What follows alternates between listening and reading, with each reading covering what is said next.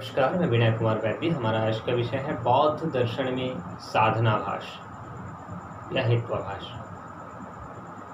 अनुमान में गलती सामान्यतः हेतु के द्वारा ही होता है, अतः अनुमान के दोष को हेत्वाभास कहा जाता है। यूँ कहें कि हेतु के दोष को हेत्वाभास कहा जाता है। बौद्ध दर्शन में हेत्वाभास को साधनाभास कहा जाता है।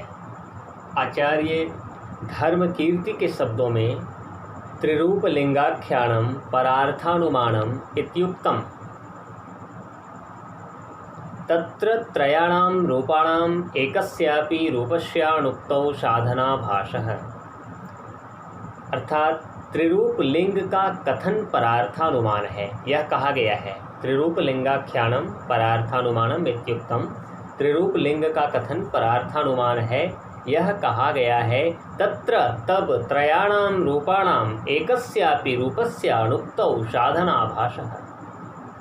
तब तीन रूपों में से एक रूप का भी, त्रयाणाम रूपाणाम एकस्यापि, तीन रूपों में से एक रूप का भी कथन न करने पर साधनाभास अर्थात हेत्वाभास यानी असद हेतु हो जाता है। साधनाभास की व्याख्या करते हुए कहा गया है साधनस्यैव आभासः प्रतिभासोस्येति। साधनाभास शब्द का अर्थ है साधन के सदृश होना, साधन नहीं, साधन के जैसा होना। केवल त्रिरूप लिंग के किसी रूप का कथन न करने पर ही नहीं, अपितु तीनों रूपों के कथन करने पर भी किसी रूप के असिद्ध होने पर या उसमें संदेह होने पर साधनाभास होता है। साधन के तीन रूप हैं, पक्षे सत्वम, सपक्ष एव सत्वम और विपक्षे असत्वमेव। इन तीन रूपों से युक्त कथन ही परार्थानुमान है। पक्षे सत्व, सपक्ष एव सत्वम और विपक्षे असत्वम, पक्ष में होना, सपक्ष में ही होना और विपक्ष में न होना, इन तीन रूपों से युक्त कथन ही परार्थानुमान है। और इनमें से एक भी लिंग से हीन कथन किया जाए तो साधनाभास होता है। बौद्ध दर्शन के अनुसार साधनाभास के तीन प्रकार हैं, असिद्ध साधनाभास, अनैकांतिक साधनाभास और विरुद्ध साधनाभास। असिद्ध साधनाभास क्या है? तो कहते हैं पक्ष में हेतु का होना ही, पक्ष में हेतु का होना ही पक्ष सत्व है और इसकी असिद्धि होने पर साधनाभास होता है। धर्मकीर्ति ने न्याय बिंदु में कहा है एकस्य रूपस्य धर्मी संबंधस्य सिद्धौ संदेहे वा सिद्धव। अर्थात धर्मी से संबंध अर्थात पक्ष में होना, ये एक रूप की असिद्ध होने पर या संदेह होने पर असिद्ध नामक हेत्वाभास होता है। यूँ कहें कि धर्मी के साथ यानी पक्ष के साथ हेतु का संबंध असिद्ध होने पर असिद्ध नामक हेत्वाभास होता है। यह न तो साध्य का, न उसके अभाव के ज्ञान का तथा न संदेह का हेतु होता है, अपितु ज्ञानाभाव का ही निमित्त होता है, क्योंकि इससे किसी को भी निश्चित ज्ञान नहीं होता। यूँ कहें कि ऐसा साध्य जिससे हेतु स्वयं असिद्ध हो उसे असिद्ध हेत्वाभास कहा जाता है। उदाहरणार्थ शब्द अनित्य है क्योंकि चाक्षुषत्व है, इसमें चाक्षुषत्व असिद्ध है, अतः यहाँ असिद्ध साधनाभास है।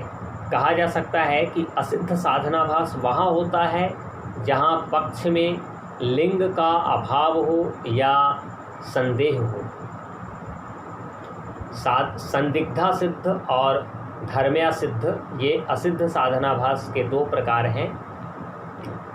संदिग्धा सिद्ध साधनाभास या इसे हेत्वा सिद्ध साधनाभास भी कहते हैं कि हेतु के स्वरूप का संदेह होने पर संदिग्धा सिद्ध साधनाभास होता है। आचार्य धर्मकीर्ति के शब्दों में स्वयं तदाश्रयणस्य वा संदेहे सिद्ध, अर्थात स्वयं हेतु अथवा उसके आश्रय का संदेह होने पर असिद्ध साधनाभास होता है, असिद्ध हेत्वाभास होता है। संदिग्धा सिद्ध हेत्वाभास आणि हेत्वसिद्ध हेत्वाभास के दो प्रकार हैं, स्वयं संदिग्धा सिद्ध और आश्रयण संदिग्धा सिद्ध। स्वयं संदिग्धा सिद्ध साधनाभास किसे कहते हैं? तो जहाँ हेतु में स्वरूपतः संदेह होता है वहाँ यह हेत्वाभास होता है। जैसे यहाँ पर्वत में अग्नि है क्योंकि यहाँ धूम है या यहाँ संभवतः वाष्प है। आचार्य धर्मकीर्ति के शब्दों में वाष्पादि भावेन संदेह्यमानो भूत संघातोग्नि सिद्धा भूपदिश्यमानः संदिग्धा सिद्ध। अर्थात यदि वाष्प आदि के रूप में संदिग्ध भूतों के यानी पृथ्वी आदि भूतों के समुदाय को अग्नि की सिद्धि के लिए प्रस्तुत किया जाता है तो संदिग्धा सिद्ध होता है। पुनः दूसरा जो संदिग्धा सिद्ध है वो है आश्रयण। पहला स्वयं संदिग्धा सिद्ध और दूसरा आश्रयण संदिग्धा सिद्ध। तो आश्रयण यानी जहाँ हेतु का आश्रयण संदिग्धा सिद्ध होता है, यानी आश्रयण सिद्ध का उदाहरण देते हुए आचार्य धर्मकीर्ति कहते हैं कि निकुंज मयूरः केकायिताद इति तदा पात देश विभ्रमे। अर्थात इस निकुंज में मोर है क्योंकि यहाँ मयूर ध्वनि हो रही है, केकायित हो रही है। उस मयूर ध्वनि के आने के प्रदेश के विषय में अनिश्चय होने पर कहाँ से वो ध्वनि आ रही है यह निश्चित नहीं है, इसलिए इसका अनिश्चय होने पर आश्रयण सिद्ध होता है। दूसरा जो साधनाभास है वो है धर्म्य सिद्ध। बौद्ध मत के अनुसार आत्मा ही सिद्ध नहीं है, ऐसे में उसके गुणों को भी सिद्ध नहीं माना जा सकता, यही धर्म्य सिद्ध है। आचार्य धर्मकीर्ति के शब्दों में धर्म्य सिद्धा वप्य सिद्ध यथा सर्वगता आत्मेति साध्ये सर्वत्रोपलभ्यमाण गुणत्वम। धर्मी के असिद्ध होने पर भी असिद्ध हेत्वाभास होता है। जैसे आत्मा सर्वव्यापक है, इसकी सिद्धि के लिए उसके गुण सर्वत्र उपलब्ध होते हैं, यह हेतु है।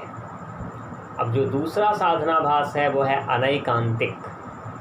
जब किसी एक असपक्ष अथवा सभी असपक्षों में हेतु विद्यमान रहता है तो वह अनैकांतिक होता है, जिस हेतु से न साध्य का न साध्य भाव का निश्चय होता है अपितु निश्चय के विपरीत दोनों का संशय होता है, वह अनैकांतिक होता है। उदाहरणार्थ शब्द अनित्य है प्रमेय आदि हेतु से। आचार्य धर्मकीर्ति के शब्दों में तथैकस्य रूपस्य सपक्षे सत्वस्य सिद्धावनैकांतिको हेत्वाभासः।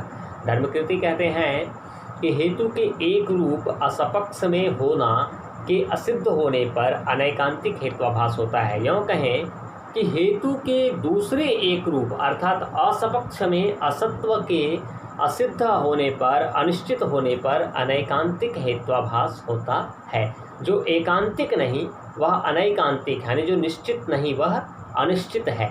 जिस हेतु से न साध्य का निश्चय होता है और न उसके अभाव का यानी न विपर्यय का अपितु उसके यानी उस निश्चय के विपरीत संशय हो जाता है, साध्य और उसके अभाव दोनों के संशय के निमित्त उस हेतु को अनैकांतिक कहा जाता है। यूँ कहें कि जब किसी असपक्ष में अथवा सभी असपक्षों में हेतु विद्यमान हो तो वह हेतु अनैकांतिक हेत्वाभास होता है, अनिश्चित हेत्वाभास होता है।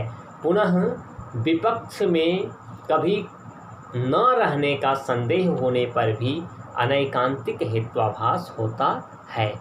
अस्यैव रूपस्य संदेहेप्यनैकांतिकः। इस प्रकार अनैकांतिक हेत्वाभास के भी दो प्रकार हैं। एक जहाँ हेतु का विपक्ष में न होना असिद्ध होता है, जैसे शब्द अनित्य है क्योंकि वह प्रमेय है, यहाँ प्रमेयत्व धातु है, वह विपक्ष में भी विद्यमान है, नित्य आकाश आदि में भी विद्यमान है। और दूसरा जहाँ हेतु के विपक्ष में न होने का संदेह होता है, जैसे बुद्ध सर्वज्ञ नहीं क्योंकि वह वक्ता है, यहाँ वक्ता होना हेतु है जिसका विपक्ष में न होना संदिग्ध है। और तीसरा जो साधनाभास है वो है विरुद्ध साधनाभास या विरुद्ध हेत्वाभास। जब हेतु के दो रूपों के विपरीत निश्चय हो जाता है तो विपरीत विरुद्ध हेत्वाभास होता है। जब हेतु के दो रूपों के विपरीत निश्चय हो जाता है तो विरुद्ध हेत्वाभास होता है। एक सपक्ष में होना और दूसरा विपक्ष में न होना। आचार्य धर्मकीर्ति कहते हैं कि द्वयो रूपयोर विपर्यय सिद्धो विरुद्धः, अर्थात हेतु के दो रूपों के विपरीत निश्चय होने पर विरुद्ध नामक हेत्वाभास होता है। प्रश्न उठता है किन दो के, कयोर द्वयो, तो सपक्ष सत्वस्य असपक्षे चा सत्वस्य, यानी सपक्ष में होना और असपक्ष अर्थात विपक्ष में न होना, इन दोनों के यथा कृतकत्वम प्रयत्नानंतर्यकत्वम च नित्यत्वे साध्य विरुद्धो हेत्वाभासः। जैसे नित्यत्व को सिद्ध करने के लिए दिया गया कृतकत्व कार्य होना यानी कृतकत्व अथवा प्रयत्नानंतर्यकत्व अर्थात प्रयत्न के अनंतर होना, ये विरुद्ध हेत्वाभास है। ये दोनों विरुद्ध क्यों हैं? ये जो दोनों विरुद्ध हैं, एक कृतकत्व और दूसरा प्रयत्नानंतर्यकत्व, यानी एक कार्य होना और प्रयत्न के अनंतर होने वाले, ये जो दोनों विरुद्ध हेत्वाभास है, ये क्यों हैं? तो इसको बताते हुए धर्मकीर्ति कहते हैं कि यनयो सपक्षे सत्वम असपक्षे च सत्वम इति विपर्यय सिद्धे, अर्थात इन दोनों के पक्ष में सत्ता नहीं असपक्ष में सत्ता है, इसलिए साध्य से विपरीत की सिद्धि हो जाती है। एतो च साध्य विपर्यय साधनात् विरुद्धो, ये दोनों साध्य के विपरीत अर्थ को सिद्ध करने के कारण विरुद्ध हेत्वाभास है। आचार्य धर्मकीर्ति विरुद्ध साधनाभास का उदाहरण देते हुए कहते हैं कि शब्द नित्य है क्योंकि वह कार्य है। यहाँ कार्य हेतु है जो सपक्ष में नहीं है परंतु विपक्ष में सर्वत्र है। इसमें हेतु सपक्ष में असत और विपक्ष में अव्यापी है। ये दोनों साध्य अर्थात नित्यत्व के विपरीत अर्थात अनित्यत्व की सिद्धि करते हैं। अतः साध्य के अभाव को सिद्ध करने के कारण ही विरुद्ध साधनाभास है। इस प्रकार जो हेतु साध्य के विपरीत को सिद्ध करता है वह विरुद्ध हेत्वाभास है।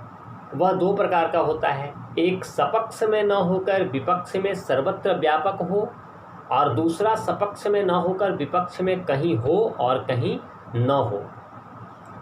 साधन का अवयव होने के कारण हेतु का वर्णन किया गया है। हेतु के प्रसंग में ही उपरोक्त साधनाभासों का वर्णन किया गया है। स्पष्टतः यह कहा जा सकता है कि अनुमान करते समय काफ़ी सावधानी बरतने की जरूरत है। थोड़ा भी चूक होने पर अनुमान दूषित हो जाएगा, फलतः निगमन के गलत होने की संभावना काफ़ी बढ़ जाएगी। थोड़ी सी भी असावधानी बरतने पर उपरोक्त कोई भी साधनाभास हो सकता है। नतीजतन अनुमान में निकाला गया निगमन दूषित हो जाएगा, जिससे निगमन गलत हो जाएगा। तो यूँ कहें कि संक्षेप में कि अनुमान में गलती सामान्यतः हेतु के द्वारा होता है, तो अनुमान के दोष को हेत्वाभास कहते हैं। यानी ऐसा कहें कि हेतु के दोष को हेत्वाभास कहते हैं। बौद्ध दर्शन में हेत्वाभास को ही साधनाभास नाम से जाना गया है। ये साधनाभास के तीन रूप होते हैं, पक्ष सत्वम, सपक्ष सत्वम और विपक्ष असत्वम एवं। पक्ष सत्वम मानी पक्ष में होना, सपक्ष एवं सत्वम मानी सपक्ष में ही होना और विपक्ष असत्वम विपक्ष में न होना। साधनाभास के तीन प्रकार हैं, असिद्ध साधनाभास, अनैकांतिक साधनाभास और विरुद्ध साधनाभास। पक्ष में हेतु का होना सब पक्ष सत्वम है और इसकी अशुद्धि होने पर ही, इसकी असिद्धि होने पर ही असिद्ध साधनाभास होता है। असिद्ध साधनाभास के दो प्रकार हैं, संदिग्धा सिद्ध और धर्म्य सिद्ध। तो हेतु के स्वरूप का संदेह होने पर संदिग्धा सिद्ध साधनाभास होता है। और संदिग्धा सिद्ध साधनाभास के दो प्रकार हैं, स्वयं संदिग्धा सिद्ध और आश्रयण संदिग्धा सिद्ध। जहाँ हेतु में स्वरूपतः संदेह होता है वहाँ स्वयं संदिग्धा सिद्ध हेत्वाभास होता है, और जहाँ हेतु के का आश्रय संदिग्ध होता है वहाँ आश्रयण संदिग्धा सिद्ध होता है। और जो दूसरा साधनाभास है असिद्ध का, वो है धर्म्य सिद्ध साधनाभास। यानी जिसका धर्म असिद्ध हो, जिसके जैसे आत्मा सिद्ध नहीं है तो उसके गुण को सिद्ध नहीं माना जा सकता, इसलिए ये धर्म सिद्ध है। दूसरा जो साधनाभास है वो है अनैकांतिक साधनाभास। तो अनैकांतिक यानी जिस हेतु से साध्य का भी निश्चय नहीं होता है और साध्य भाव का भी निश्चय नहीं होता है, उसे अनैकांतिक साधनाभास कहते हैं। अनैकांतिक साधनाभास के दो प्रकार हैं, एक जहाँ हेतु का विपक्ष में नहीं होना असिद्ध होता है, और दूसरा जहाँ हेतु का विपक्ष में न होने का संदेह होता है। जो तीसरा साधनाभास है वो है विरुद्ध साधनाभास, यानी जब हेतु के दो रूपों के विपरीत निश्चय हो जाता है। जब हम कहें कि हवा खाली है, हवा भारी है, तो लेकिन वहाँ सिद्ध हो जाता है कि हवा हल्की है, तो ऐसा जहाँ विरोधी ही सिद्ध हो जाता है तो उसे विरुद्ध साधनाभास कहते हैं। तो ये जो विरुद्ध साधनाभास से कहते हैं, जब साधनाभास के दो रूपों के विपरीत निश्चय हो जाता है तो विरुद्ध साधनाभास होता है, एक सपक्ष में होना और दूसरा विपक्ष में न होना। तो विरुद्ध साधनाभास का उदाहरण दिया गया है कि शब्द नित्य है क्योंकि वह एक कार्य है।